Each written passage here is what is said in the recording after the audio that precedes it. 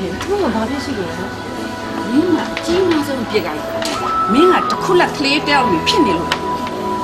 မင်းမလို့ငါကလူပြုံနုနုထွက်ထွက်မှန်းရက်မင်းမလို့နီးနေနဲ့ဆွဲဆောင်တာငါကမှမင်းကမခွဲနိုင်ဘူးခွာရဖြစ်နေလေမင်းသိတာကွာငါသားမှငါသဘောတူတာနဲ့မေသူရှိတယ်ဆိုတာဒါပဲ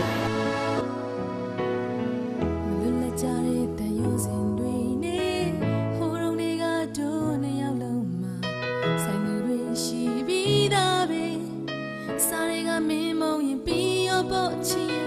ခုတော့တို့ချစ်တွေ့ခိုင်မှာ